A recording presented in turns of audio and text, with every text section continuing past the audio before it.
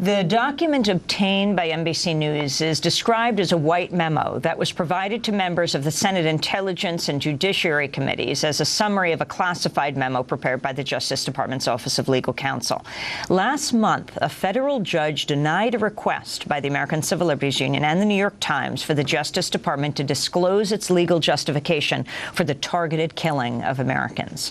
The Obama administration's secrecy around the drone program is expected to be a top issue at this week's confirmation hearing of White House counterterrorism advisor John Brennan to be director of the CIA.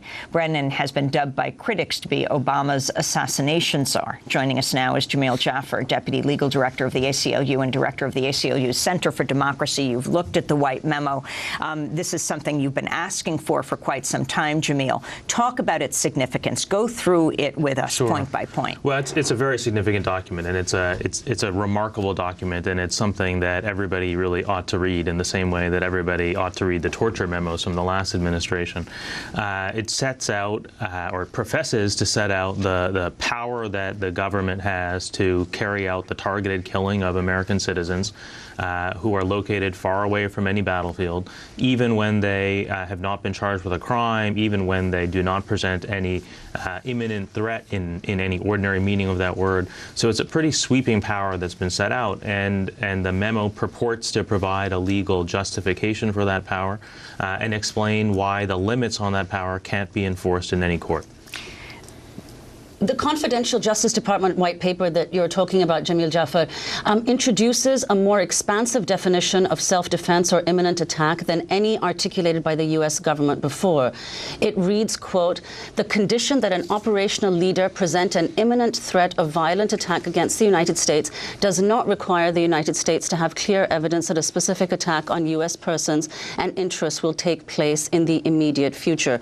Can you talk about the significance of that and how exactly imminent is defined in this document? Sure. Or not defined? Yeah, well, I mean, I think you have to start with the acknowledgement that there are circumstances in which the government has the authority and maybe even the responsibility to use lethal force. Even if you think about it domestically, somebody's running down the street, waving a gun around, threatening civilians. The government doesn't have to go to a judge beforehand to seek a warrant to carry out that use of lethal force. But that's a situation in which the threat is imminent in the ordinary meaning of the term. There's not time to go to a judge. There's not time for deliberation. But the kind of imminence that the government is defining here, or the way that the government has defined the term here, is much, much broader. They're talking about situations in which the person presents no immediate threat. There's no known plot. These people are located far away from any actual battlefield, so you're not talking about a situation in which there are battlefield exigencies that the government has to worry about. You're really talking about something that looks a lot more like a law enforcement context. And in that context, the traditional rule is the government has the authority to use lethal force only in very narrow circumstances. And this memo really redefines those circumstances entirely. Let's turn to Attorney General Eric Holder, comment he made last March when he outlined what the White House billed as the legal rationale for its claimed right to kill U.S. citizens who belong to al-Qaeda or associated forces.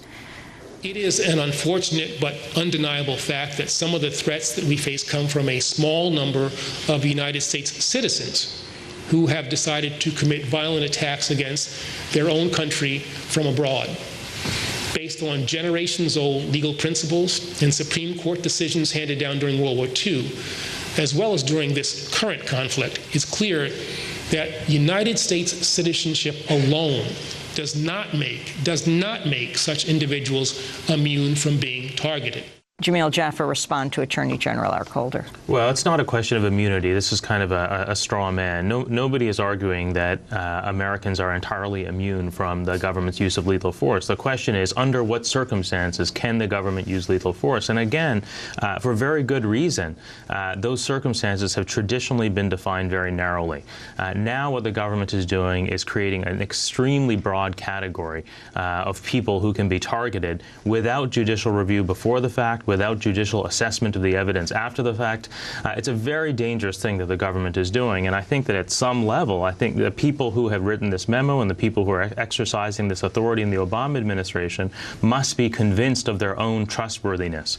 But even if you accept that the people who are now in office are trustworthy in this sense, this power is going to be available to the next administration and the one after that, and it's going to be available in every future conflict, not just the conflict against al-Qaeda.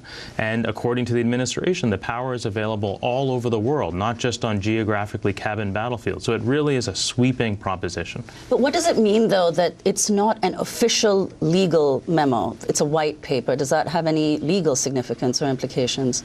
Well, you know, some people have been saying that this is a kind of transparency, that the administration, through these kinds of leaks, is giving the public the ability to assess the strength of the administration's legal arguments. And the truth is that this is really just a briefing document. It's not a legal memo. It does tell us a little bit about the authority that the government is claiming, but the actual legal memos are still secret. We've been litigating for those memos now for 18 months or 2 years. The administration has refused to release them.